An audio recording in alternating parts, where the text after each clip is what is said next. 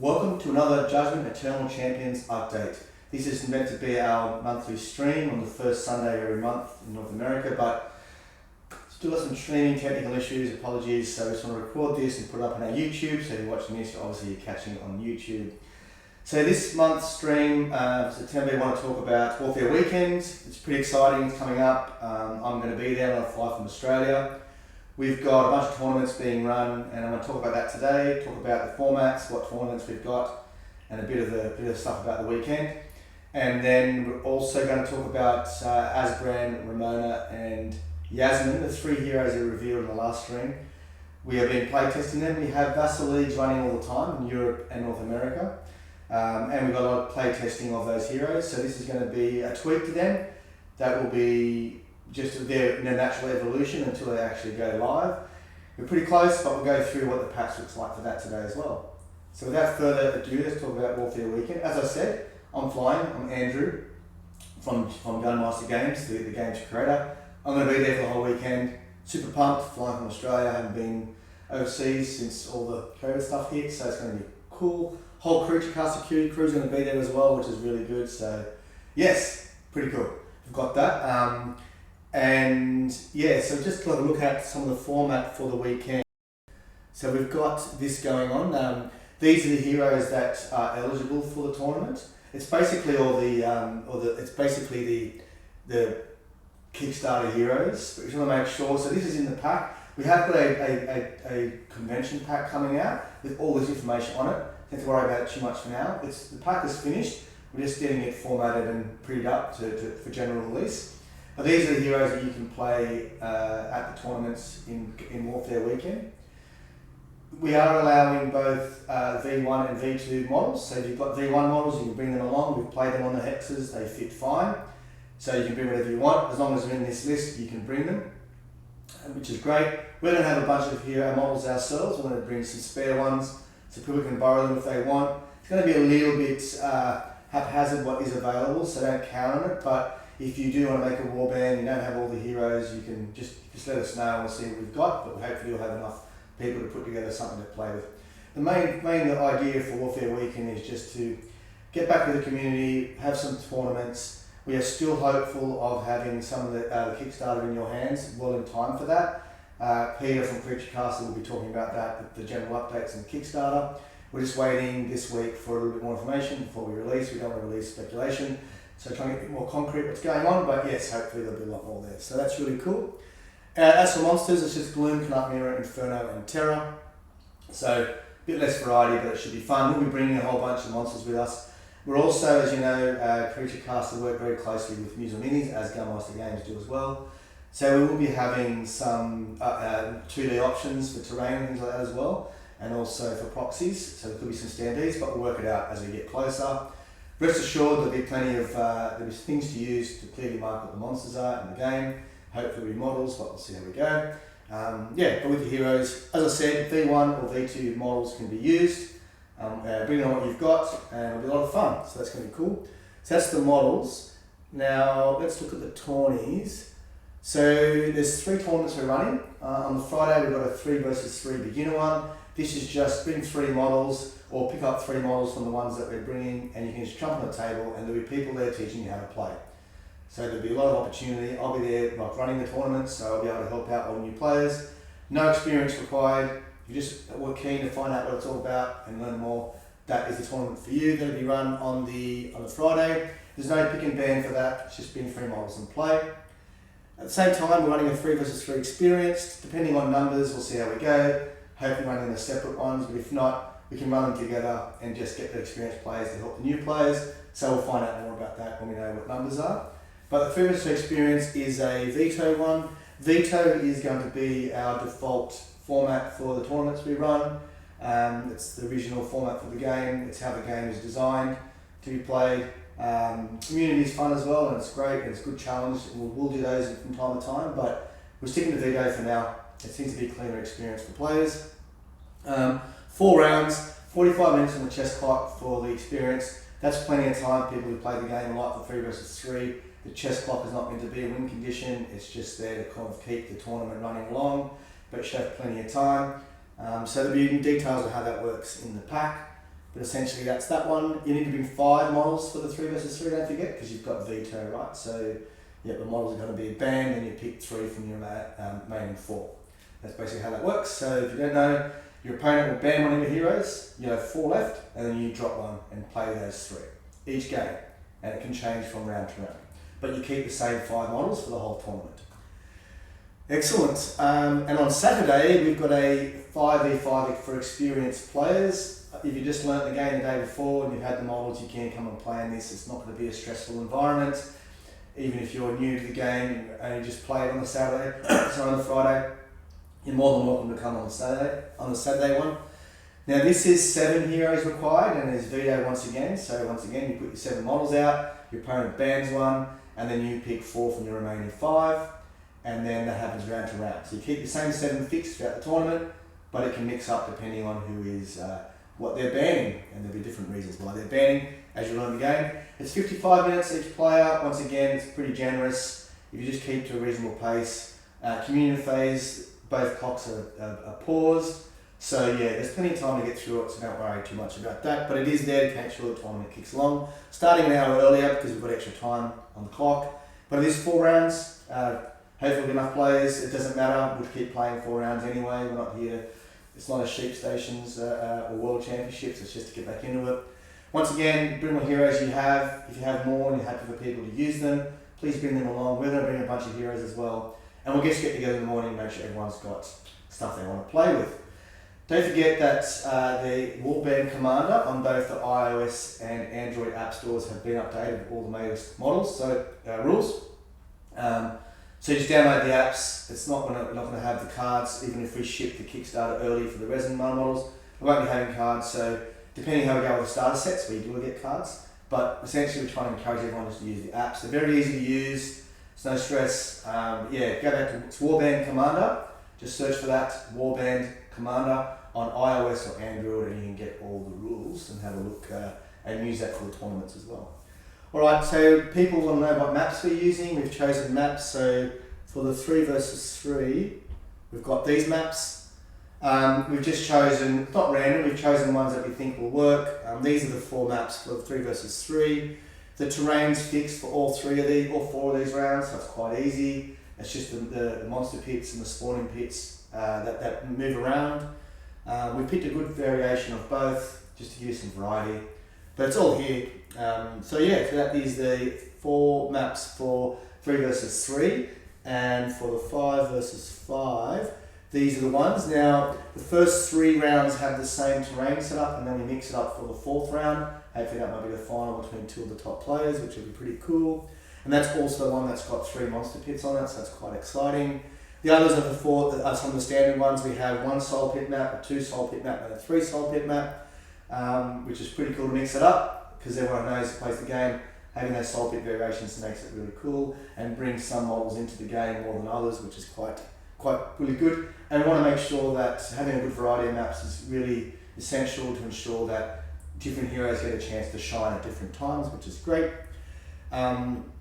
Yeah, so they're the maps we've got, and obviously the last one's back to 1 soul pit, 2 shrines. So with the 2 shrine maps, you often get a lot of fate, which is good for fate heavy warbands, and then the 3 monsters is something to think about. Remember that regardless if you do have tools for dealing with monsters or not, there's always the hunter's knife that you can buy, which really lets any hero carve through monsters, and then you can trade it once you've killed a monster to get the item that you actually want. So plenty of opportunity for everyone to get through the monsters, and it means you get a lot of levels, and with large monster pit games, a lot of levels, a lot of cool abilities come into the game, and it should be fun.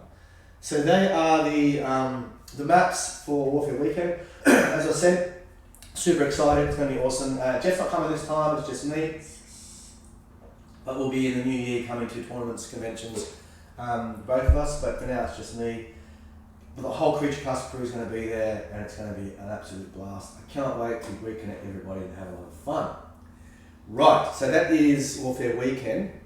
I now want to talk about the hero cards. So the first one we're going to go through is Asbrand. This is an official patch. The tournament league that's currently being run finishes in about a week's time, but we're just updating the cards, and the Vassal module post the league to have these, and then the tournament, the the Warband Commander apps will be updated as well. But remember, Asbrand's not legal, his model's not going to be out for Warfaire Weekend, but it's just for those who are play testing and using Vassal and having a fun while we wait for the Kickstarter to ship. So, first of all Asbrand, Yasmin and Ramona, we're very happy where they are. They've been in really good shape. These are more tweaks that we're looking at just to just smooth the edges over a little bit, so they don't expect massive changes. So with Asbrand, as we said, he worked really well.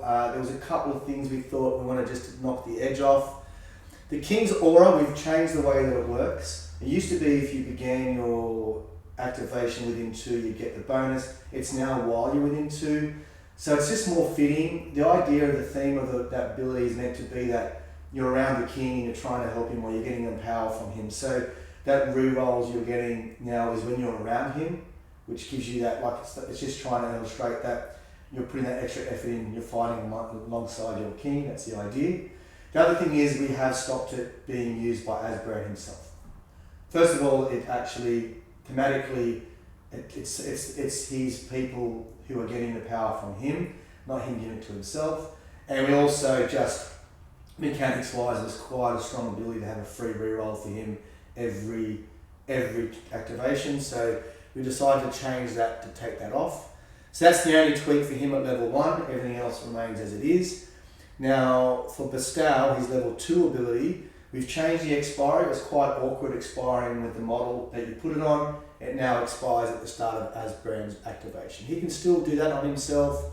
Home ban, everything else can still be done on himself. The only thing that can't be done on himself is King's Aura. So we've taken that off. So King's Aura, he doesn't get the rerolls anymore, and you have to be around him to get it. And Bestow, it just expires at the start of activation. So it is the non-rerolling himself is a little bit of a nerf, but it's something we just thought was necessary. We've got a ton of feedback about this, and in our games as well, we kind of agreed. But we didn't think he was far off, so it's a small change to him. He's still super strong, brings all the rest of his kit there. And the expiry for Bestow is not really a tweak or a buff or a nerf, it just kind of works better in the whole game, works like Marcus's protective stance and abilities like that.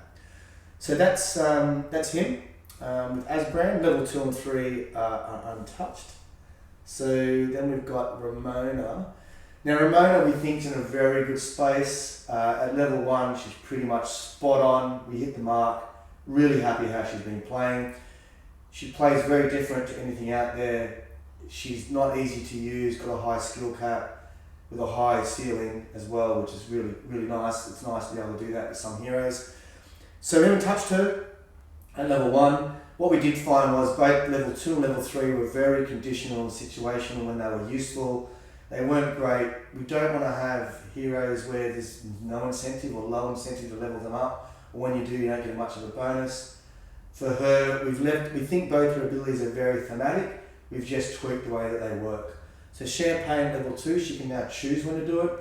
It was too much of a hot and cold where if you turned it on and she was always forced to take the damage, it wasn't great, wasn't a great feeling. So we've made it optional. We realise this is fairly strong, but this is where we want her to be. So she's kind of sharing pain with a friend, the idea around sharing, not taking it all. So we've tweaked that one. We think it's a really good change. Can't wait to see what you think about it. Level 3, it was way too conditional and didn't make sense. Zaret gets us at level 1, so now level 3 she can raise skeletons whenever she wants. Remember with, so when I say skeletons, actually it's undead familiar, necromancer familiar. So there will be other models coming out that you will fit into this. At the moment it's aiming at the skeleton. Now with Zaret, the skeleton itself on its card says that if the model has a soul bound to them, you can summon it without any fate cost.